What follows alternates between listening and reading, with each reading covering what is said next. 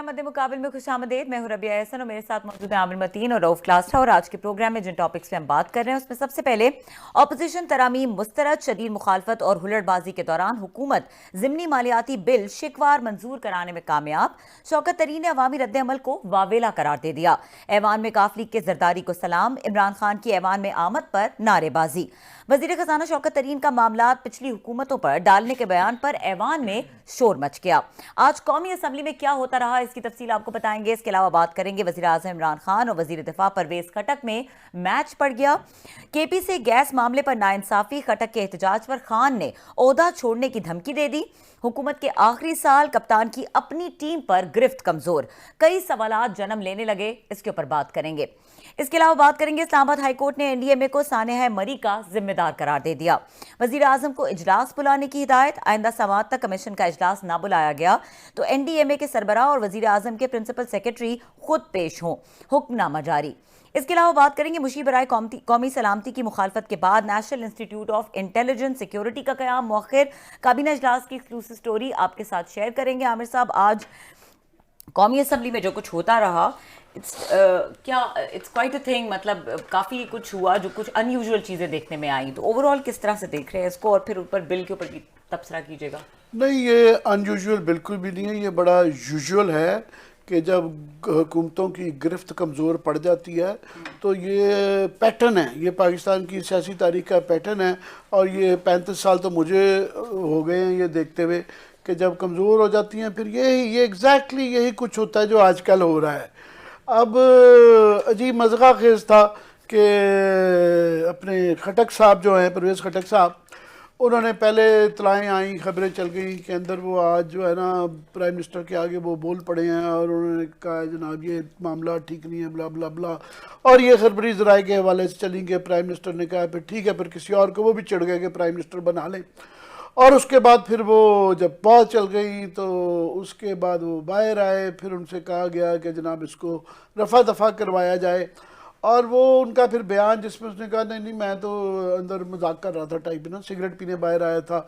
और उनका ये बयान इसको रफ़ा दफ़ा करने से ज़्यादा इम्पोर्टेंट था कि उनके साथ मुराद सईद साहब और शहबाज गिल साहब भेजे गए और वो बिल्कुल साथ में एक लेफ़्ट राइट ना गॉग एंड मगॉग जिसे कहते हैं यूज मजूज, वो यूज मजूज की तरह देख रहे थे कि ये अपने जो अंदर कह के आए हैं क्लियर होता है या नहीं कर रहा। तो वो नज़र आ रहा था कि उसको एक दूर किया जाता है। अब दो बातें हैं, परवेज़ खटक का ये इस तरह के वाक़या क्यों इम्पॉर्टेंट है कि पहली बात तो ये कि अभी रिसेंटली बड़ी खबरें आई हैं कि ये इंचार्ज बनाया गया है कि बल्दियाती इलेक्शन में केपी में बुरे हालात के बाद से अब नेक्स्ट फेज़ होना है। और उसके अंदर वो इलाके हैं जहाँ पे पहले ही इनका पीटीए के इतना वोट बैंक नहीं है, जैसा कि हज़ारा बेल्ट है, वहाँ नून लीग्स वगैरह ज़्यादा हैं। और उसके बाद खबरें आई कि ये एबटाबाद में गए और वहाँ हूटिंग हुई इनके खिलाफ, गो खटक गो की वो वीडियो चली। उसके बाद से ये कल परसों का वाक़या है कि नौशहरा के अंदर उनके अपने ख़ानदान के अंदर फूट पड़ गई हुई है। पहले भी बाई इलेक्शन के अंदर अपने रिश्तेदार खड़े थे, दो भांजे इनके मजीद नून लीग के अंदर चले गए हैं।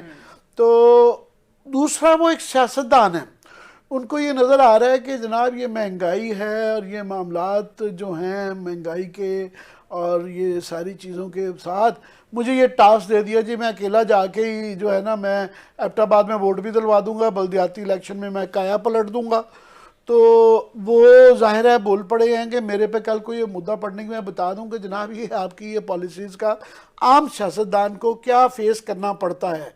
सिर्फ ये नहीं है जो कहा जा रहा था कि जी टिकटों की गलत बांट हुई है, एक ज़मीनी हकायक है जिसकी वजह से ये मार पीटी हर एक को नज़र आ रहा है, पहली बात। दूसरा अहम इसलिए हो जाता है कि परवेज़ खटक वो शख्स हैं जो कि बहुत ज़्यादा सर्वाइवर, सियासी सर्वाइवर जिसे कहा जाता है ना, ये पीपल्स पार्टी में भी रहे हैं, ये एएनपी में भी रहे हैं और ये फिर शेरपाओ के साथ भी रहे हैं। ये ताकत के जो ये तिकड़म होती है, दुकड़म तिकड़म जो बनती है, हमेशा on the right side of power रहे हैं, ये पावर के साथ रहे हैं। सो इस तरह के लोग जब इस तरह की बगावत के हल्के फुल्के मुजाहरे करते हैं ना तो फिर वो एकदम से पड़ जाता है कि ये पहले ही तासुर है कि इमरान खान की गिरफ्त सियासत पे बहुत कमज़ोर होती जा रही है दिन ब दिन, और वो बिल्कुल रेत है जो कि हाथों से यूं करके निकलती है। मैंने जिस तरह का ये पैटर्न रहा है कि फिर आप जहाँ एक का आराम से निकलते हैं तो दूसरे में फंस जाते हैं, दूसरे से तीसरे में आ जाते हैं, क्योंकि आपकी पार्टी के अंदर भी रिफ्ट आती है कि दूसरा चौधरी सालिक साहब वो भी नाराज़ हो के उन्होंने भी ट्वीट कर दी कि जनाब ये भी कोई इस तरह का मफहूम था कि गैरतमंदी वाला काम नहीं कि मुझे इंतज़ार करके बैठा दिया। तो एलाइज भी शोर मचा देते हैं, पार्टी के अंदर भी प्रॉब्लम हो जाती है, बाहर तो प्रॉब्लम होती ही है। अब बात यह है कि सूरत हाल देखें क्या है, इनकी तरफ समझ आती है कि आज ये अभी चल रहा है बजट, मिनी बजट ला रहे हैं और बजट पास कराने पे सारा जोर है, और कि जी पास हो जाए किसी तरीके से, पूरा जोर लगाया जा रहा है, और वो पास करवाने के लिए एलाइज के तरले करने पड़ रहे हैं। उसके बाद यहाँ से चलें पास हो भी गया तो ये सेनेट से पास होना है, पता नहीं वहाँ से कैसे होगा, नहीं होगा तो ये जॉइंट सेशन कैसे होगा। एक तो पास होना उसकी है, दूसरा पास क्या हो रहा है, पास ये हो रहा है कि ये क्लियरली पास होने के बाद लोगों पे जो मर्जी है कह लें, एक महंगाई के असरात मज़ीद बढ़ेंगे जिससे इनके लिए और प्रॉब्लम्स आएंगी, और उस पर इनको झूठ बोलना पड़ रहा है कि बहुत झूठ। आज फॉर एग्ज़ाम्पल इनका कहना, 2-3 वज़ीर जो बोले, शौकत तरीन साहब ने अब थोड़ा सा प्रेशर के अंदर आके ये थोड़ा सा इशारा दिया है कि डबल रोटी के ऊपर, बेकरी की अशिया के ऊपर और बच्चों का दूध का फार्मूला जो है उसके ऊपर से कुछ जो ड्यूटीज़ का इस्तना था वो टैक्स कम जो बढ़ाया जा रहा था या उसके इस्तना ख़त्म था वो नहीं कर रहे, उससे बैकआउट कर रहे हैं। लैपटॉप से भी कुछ चीज़ों से बैकआउट करते नज़र आ रहे हैं प्रेशर में। मगर बहरहाल ये अभी उनका ये कहना है कि नहीं जनाब इससे महंगाई पे नहीं पाएगा। दूसरा वो पता नहीं कहाँ से फिगर्स ला रहे थे, उनका ये क्लेम उन्होंने आज किया कि जी 3 साल से हमारी बम्पर क्रॉप्स हुई हैं। क्लासर साहब और बे वाहिद हामी हैं पाकिस्तान में जो कि सबसे ज़्यादा जोर देते रहते हैं ज़राअत के ऊपर कि यार रात भी हमने फिगर कपास के बताए हैं, हमने गंदम के बताए हैं, हमने चीनी के बताए हैं कि ऑलरेडी भाई साहब क्या फिगर हैं, और आगे आप यूरिया कि जब ये हालत है तो हमें डर है कि आगे पता नहीं जब फसल आएगी वो भी अच्छी नज़र नहीं आ रही। तो एक तो झूठ बोल रहे हैं, और दूसरा ये है कि ये देखें पहले जब ये आए तो इन्होंने कहा जी हमें 3 महीने दे दें, 3 महीने ना छेड़ें। 3 महीने बाद जब पहली साफियों की मीटिंग हुई तो उन्होंने कहा नहीं 3 महीने हमें 6 महीने दे दें। 6 महीने लोगों ने दे दिए, उसके बाद साल दे दें। साल करते करते 3.5 साल अब हो गए हैं, अब ये अपने आखिरी उसकी तरफ जाते हैं। और हमने माजी में देखा है कि हुकूमतें, सियासी हुकूमतें, अक्लमंद हुकूमतें वो ये करती हैं कि शुरू में मुश्किल चीज़ डालते हैं और आखिर में कुछ ना कुछ निकाल के रखते हैं। मगर इनके जो 1.5 साल हैं, जिस तरह नवाज शरीफ की है, आपने देखें कि उन्होंने इतनी तमाम उन्होंने मैक्रो शैक्रो, उन्होंने कहा आम आदमी को क्या GDP, current account deficit, trade deficit, उनको ये है कि अशिया खाने पीने की क्या है, उन्होंने उसको सस्ता रखा और बिल्कुल मैक्रो तबाह कर दी। बिल्कुल ठीक बात है। इनके अब दोनों चीज़ें हो रही हैं, ये माइक्रो में भी मारे गए हैं और मैक्रो में भी मारे गए हैं। मैक्रो के भी तीनों जो 3 डेफिसिट होते हैं ना, आपका ट्रेड डेफिसिट, फिजिकल डेफिसिट और करंट अकाउंट डेफिसिट, तीनों के अंदर एक इतना बड़ा 3 मुंह वाला एक अजदा है जो कि फुंकार रहा है कि वो इनसे नहीं हैंडल हो रहा, जिसकी वजह से नज़र आ रहा है कि ये जो अभी ये जो मिनी बजट ला रहे हैं और आगे 6 महीने क्या 1 साल बाद भी इनकी ये मुश्किलात नहीं दूर जा रही, और उसकी वजह से इनका एक तो इक्तिसादी क्राइसिस है, इनके पास वो पैसा ही नहीं आएगा कि ये आखिरी साल में बांट सकें।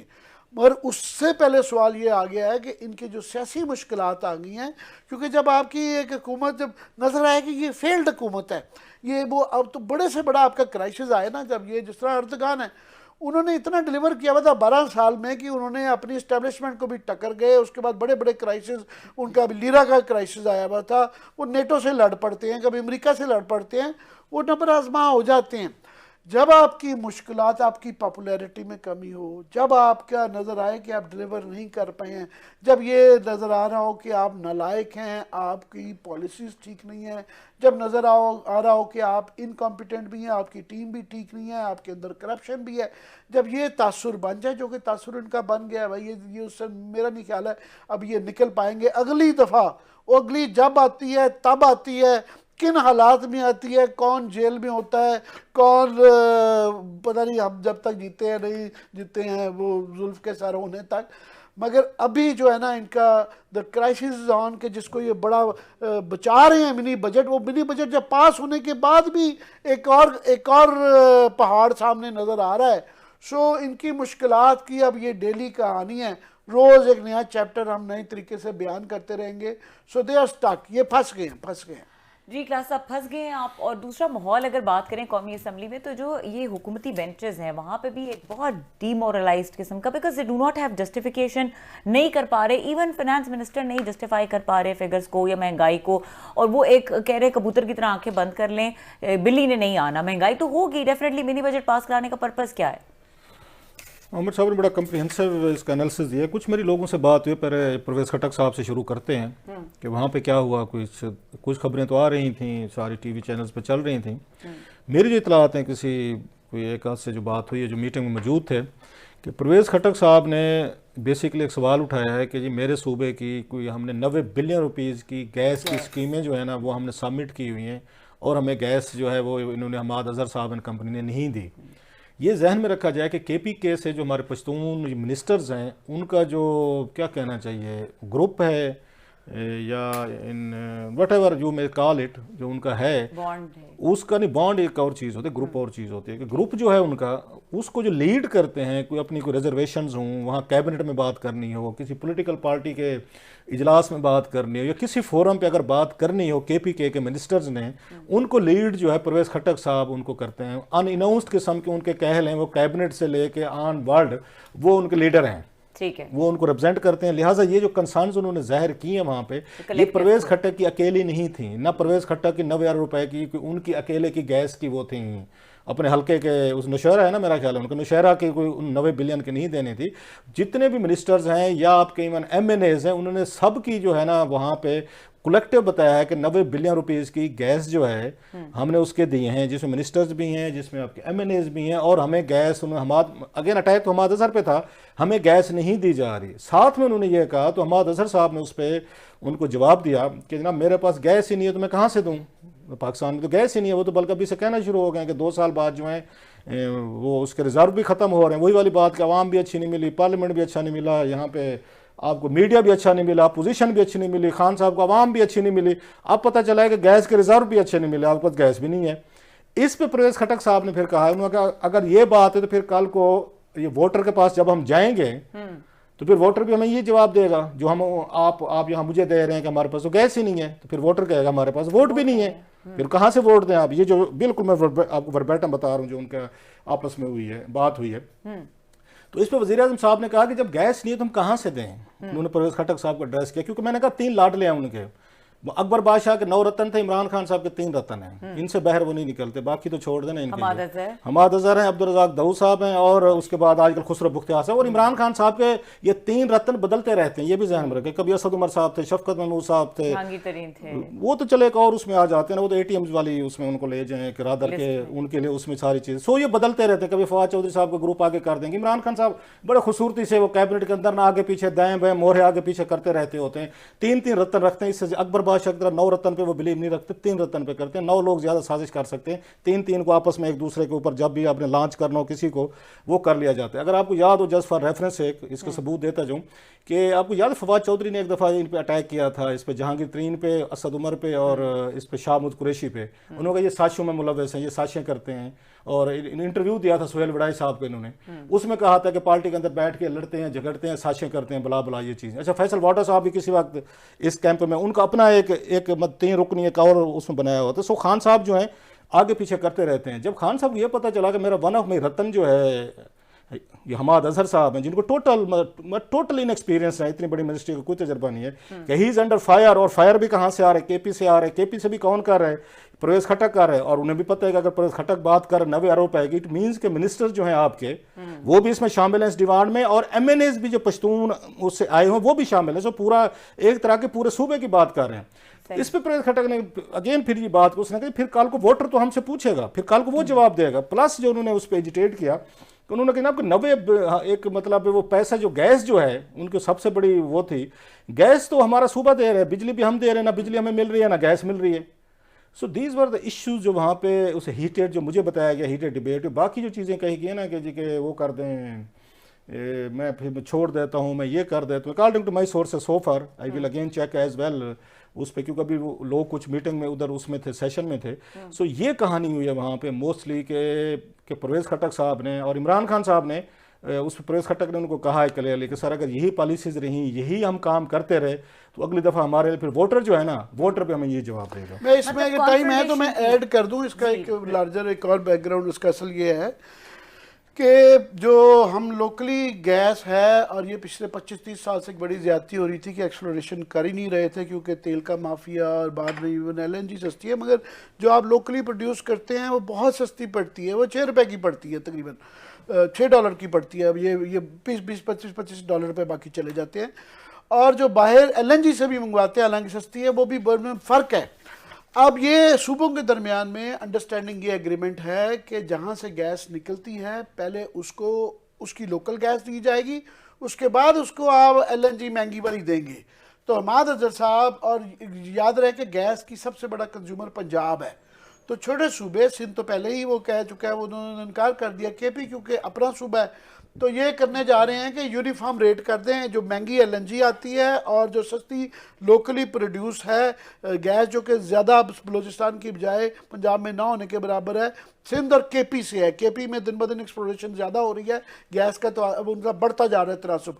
तो ये कह रहे हैं एक रेट कर देंगे LNG को और लोकल गैस को, और फिर हम देंगे, जो कि KP का वो कह रहे हैं पहली बात कि हमने ये यूनिफॉर्म, ये NFC और CCI के अंदर ये उसकी खिलाफ वर्जी है, आइन के अंदर भी शायद इस तरह की चीज़ बनाई गई है। दूसरा कि वो बिजली वाली बात कि हमारे सूबे से सबसे ज़्यादा गैस आ रही है, पानी हाइडल भी हमारे उससे आ रहा है, अब हमें पहले दें, उसके बाद बाकी हमें बाकी सूबे पाकिस्तान। ये थोड़ा सा आप कह रहे हैं कि पश्तून नेशनलिज्म भी है और सूबे का भी एक मसला इसके अंदर है। ठीक है, और ये तमाम इश्यूज की लिस्ट है। एक तो महंगाई, मिनी बजट के बाद जो एक पॉपुलैरिटी में डिक्रीज आएगा, इसके अलावा जिस तरह से पार्टी के अंदर PTI पार्टी के अंदर मसले आ रहे हैं, एंड येट अनदर इशू जिस तरह से मरी में एक हमने देखा कि बहुत बड़ा फेलियर था मैनेजमेंट का, स्टेट का, उसके ऊपर भी बात करेंगे। इस ब्रेक के बाद हमारे साथ रहिए।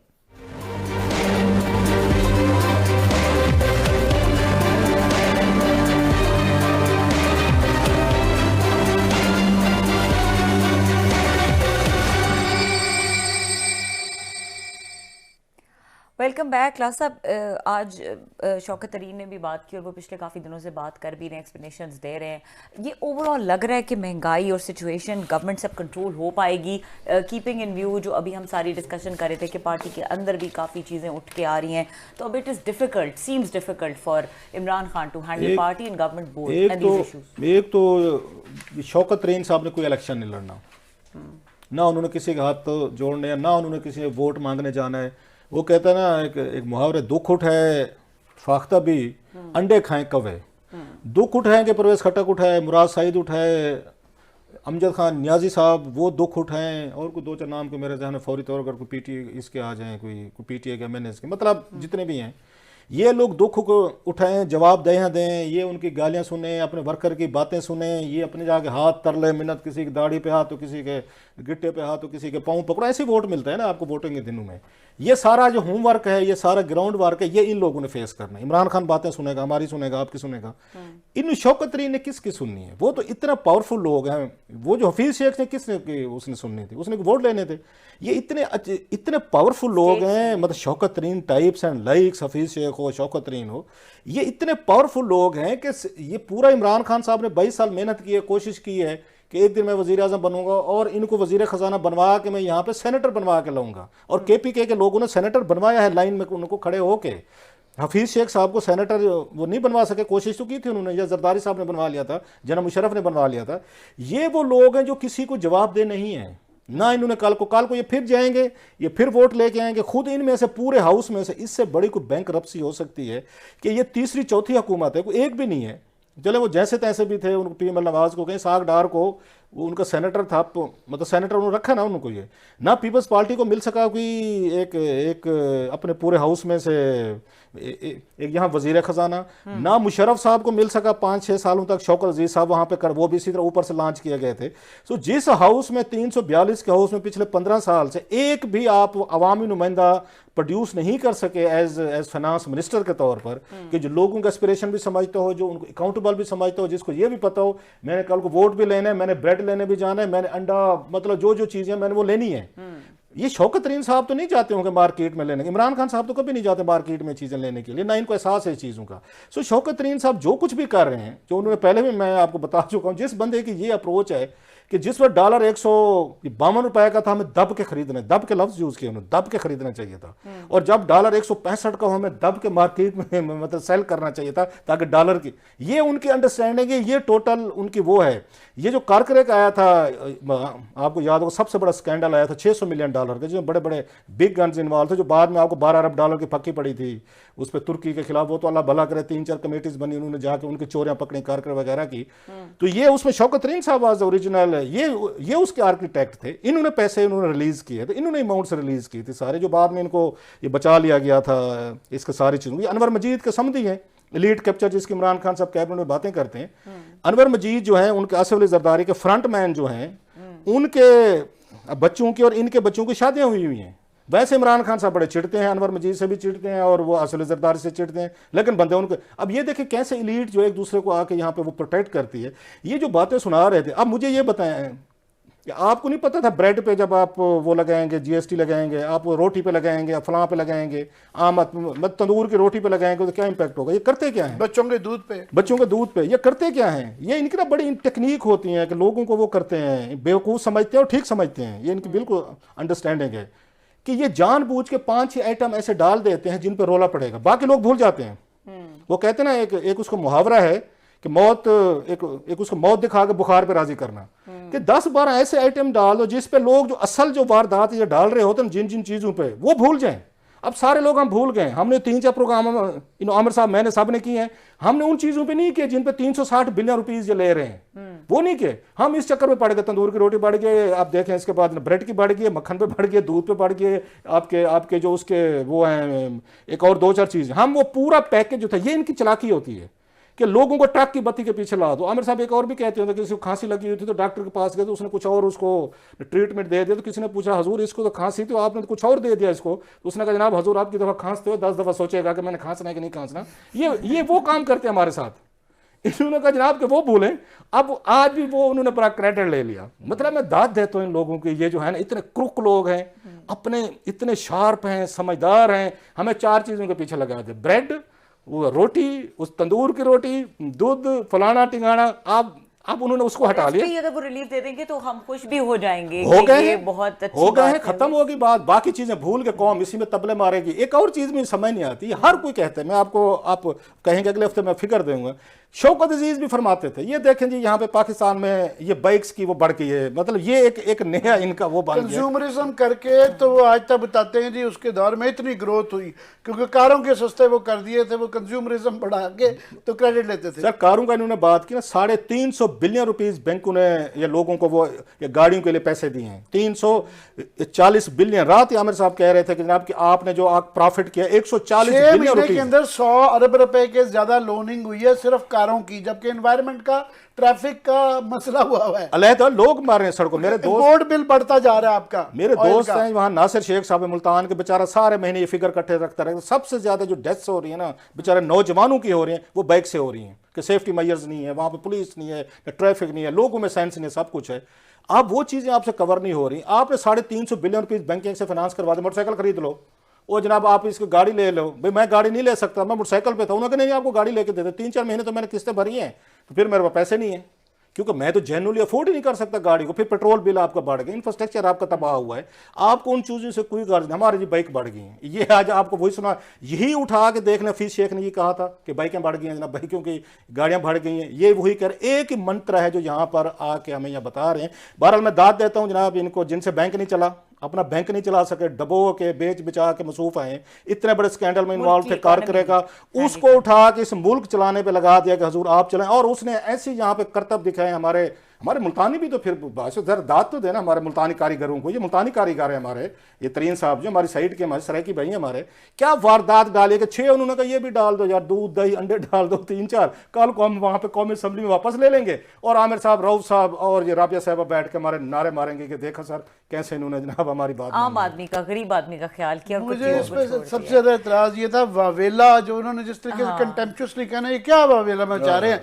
और एक नई ट्रक की बत्ती आज उन्होंने दी कि हम ये ग्रोथ, वर्ल्ड बैंक का वो कह रहा है, IMF कह रहा है कि जनाब ये 3.5% जो आपने ग्रोथ है ये नहीं आनी आपकी। वो कह रहे हैं 5% और 6%, उनका 6 महीने साल गुजर जाएगा। ये एक तरीका होता है। इमरान खान का एक कमजोरी है कि कान में आके जी मुझे ये जरा पकड़ाएं, मैं आपको ये करतब करके दिखाऊंगा। सर इजाजत दीजिए इसको पकड़ा कि दे। ब्रेक ले लें, ब्रेक के बाद इसको कंटिन्यू करते हैं। ब्रेक का वक्त हो रहा है, ब्रेक के बाद बात करेंगे मुशीब बराए कौमी सलामती की मुखालफत के बाद जो नेशनल इंस्टीट्यूट ऑफ इंटेलिजेंस का क़याम मौखिर कर दिया गया है, इस हवाले से भी ये एक्सक्लूसिव स्टोरी है और इसके अलावा इस्लामाबाद हाई कोर्ट के हवाले से भी बात करेंगे। सानिया मरी के हवाले से जो खबर है, हमारे साथ रही।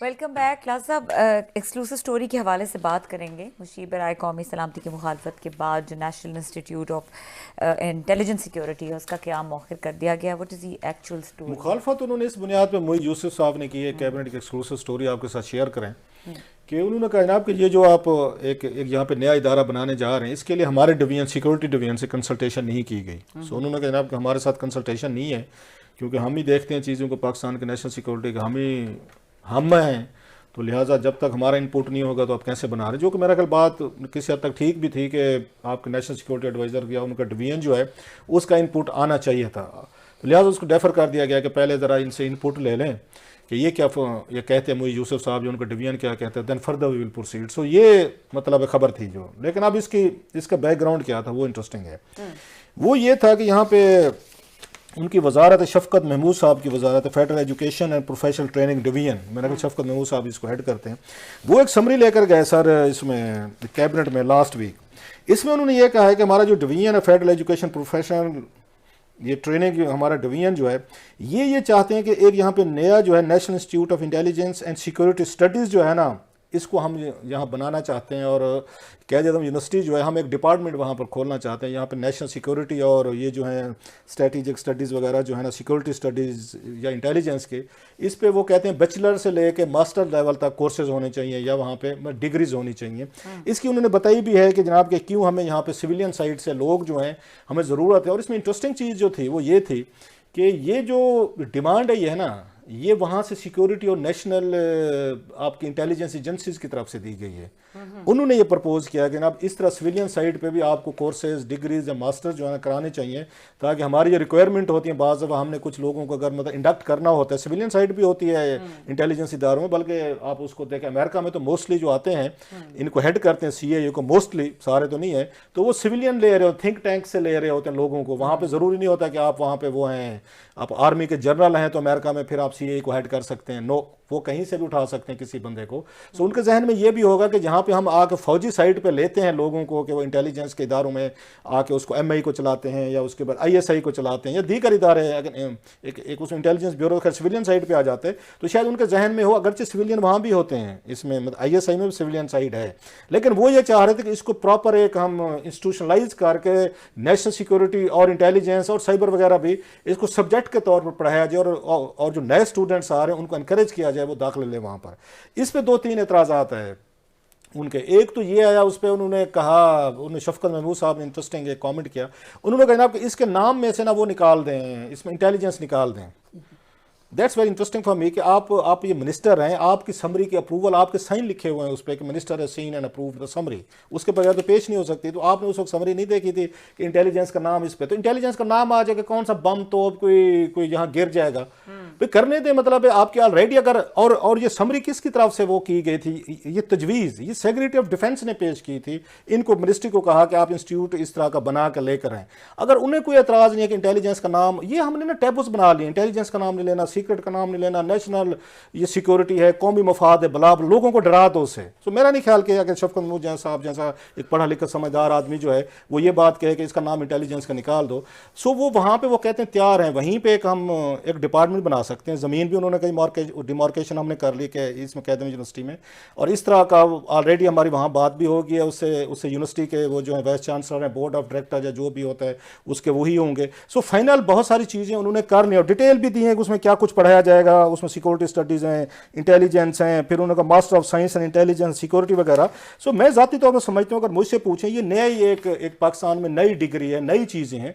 नौजवान हमारा यूथ आ रहा है जो ज़्यादा एक मेरा ख्याल इंटेलिजेंट है, उन लोगों को इनकरेज करना चाहिए। मेरा ख्याल इस तरह की कोई हर्ज नहीं है। साहब इस टॉपिक को हम मजीद टेकअप करेंगे। दुनिया की इस वक्त सारी रेस ही इन सब्जेक्ट्स के ऊपर है। अब चीन और इंडिया की वहाँ पे टेंशन चल रही है, और वहाँ एक प्रवीण सोनी साहब है, उनकी किताब भी आ रही है, वो मजाक इंडियन जर्नैलों को कर रहे हैं कि जो पुराना तरीकाकार था कि ग्राउंड नेवी एयरफोर्स ख़त्म हो गया हुआ है। चाइना जो है 7 स्फीयर्स में वॉर लड़ेगा, एक साइबर स्पेस है, एक स्पेस है, फिर एक मैग्नेटिक फील्ड है, कि आपका उनका काइनेटिक वॉर है ना, ये आप सब कुछ जैम हो जाएगा और 24 घंटे के अंदर जीत लेंगे।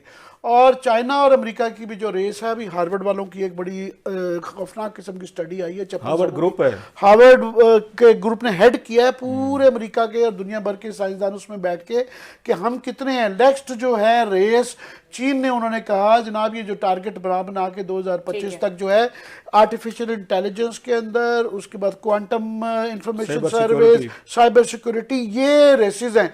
तो ये होनी चाहिए, चाहे आप अदारों एजुकेशनल उसमें करें, क्योंकि ये होता सिलिकॉन वैली और यूनिवर्सिटीज़ के अंदर है। उसके बाद ये फिर CIA में, ISI में या इन अदारों में जाते हैं चीज़। इसका इंफ्रास्ट्रक्चर का प्लान कम अज़ कम बना लेना चाहिए। ठीक है, प्रोग्राम का वक्त खत्म हो रहा है और कोशिश की जितने टॉपिक्स पे हम बात कर सकें इंशाल्लाह कंटिन्यू करेंगे, प्रोग्राम में डिस्कस करते रहेंगे। अहम इश्यूज़ को देखने के लिए शुक्रिया, इजाज़त दीजिए, अल्लाह हाफ़िज़।